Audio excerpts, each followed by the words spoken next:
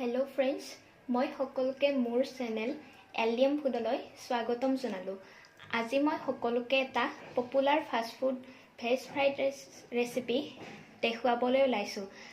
আহকচোন চাওক ঘৰতে কেনেকৈ সহজতে ভেজ ফ্ৰাইড ৰাইচ বনাব পাৰি। ভেজ ফ্ৰাইড ৰাইচ বনাবলৈ আমাক লাগিব মজলীয়া আকাৰৰ পিঁয়াজ, মটৰ, গাজৰ আৰু এটা সৰু আকাৰৰ আলু সৰুকৈ কুটি ল'ব। পিঁয়াজ এটা কৰিবলৈ বেলেগ মছলা ইউজ কৰিব পাৰে, কিন্তু মই কেৱল ধনিয়া পাতেই ইউজ কৰিলোঁ। আহকচোন এতিয়া নেক্সট কেনেকৈ বনাই চাই লওঁ। মই এতিয়া গেছৰ ফ্লেমটো অন কৰি কেৰাহীটো বহাই দিলোঁ। এতিয়া সামান্য পৰিমাণৰ আমি মিঠাতেল ইউজ কৰিম। এতিয়া মিঠাতেলখিনি ভালদৰে ধোৱা নোলোৱা পৰ্যন্ত গৰম হ'বলৈ দিয়া হ'ল।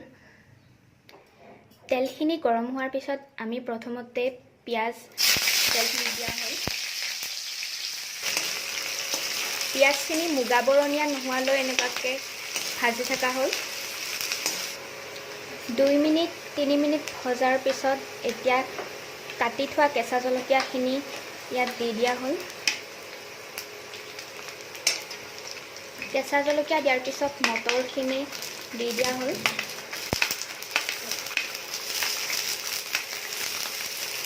মটৰখিনি 2-3 মিনিট ভাজি লোৱাৰ পাছত আমি বিনখিনি ইয়াত দি দিলোঁ।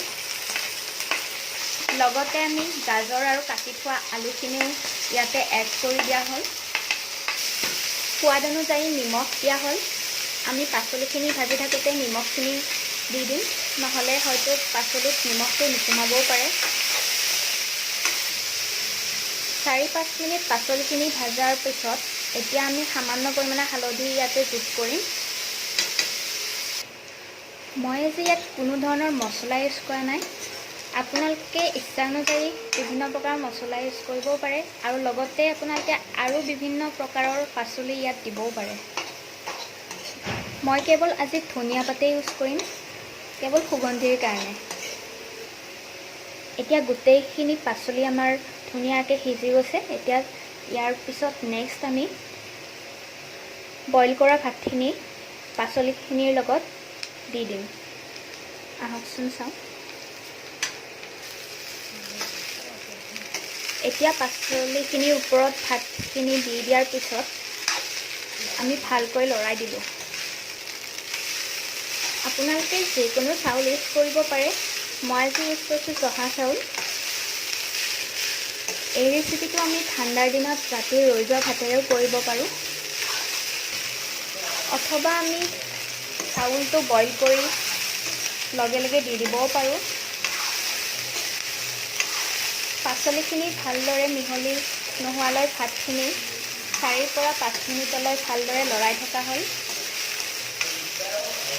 আটাইখিনি ধুনীয়াকৈ ভাতৰ লগত মিহলি হ'বলৈ ধৰিছে। এতিয়া শেষত আমি ধনিয়াৰ পাতখিনি তাৰ ওপৰত দি দিম।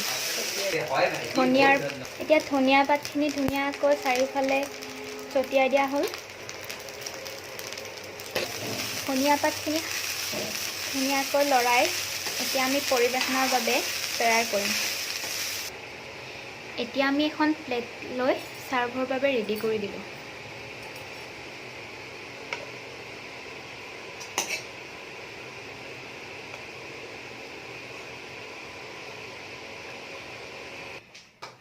ঠাণ্ডাৰ দিনত এনেকৈ সহজতে কম সময়ৰ ভিতৰত বনাব পৰা এনেকুৱা এটা ৰেচিপি খোৱাৰ মজাই বেলেগ। এতিয়া আমাৰ ৰেচিপিটো ধুনীয়াকৈ তৈয়াৰ হৈ গ'ল। যদি আপোনালোকৰ ৰেচিপিটো ভাল লাগিল তেন্তে লাইক কৰিব, শ্বেয়াৰ কৰিব, আৰু এভৰি ছেটাৰডে ছানডে নতুন নতুন ৰেচিপি পাবলৈ মোৰ চেনেলটো ছাবস্ক্ৰাইব কৰি দিব। Thank you. যদি আপোনালোকৰ ৰেচিপিটো ভাল লাগিল তেন্তে লাইক কৰিব, শ্বেয়াৰ কৰিব, আৰু এভৰি ছেটাৰডে ছানডে নতুন নতুন ৰেচিপি পাবলৈ মোৰ চেনেলটো ছাবস্ক্ৰাইব কৰি দিব। Thank you. যদি আপোনালোকৰ ৰেচিপিটো ভাল লাগিল তেন্তে লাইক কৰিব, শ্বেয়াৰ কৰিব, আৰু এভৰি ছেটাৰডে ছানডে নতুন নতুন ৰেচিপি পাবলৈ মোৰ চেনেলটো ছাবস্ক্ৰাইব কৰি দিব। Thank U.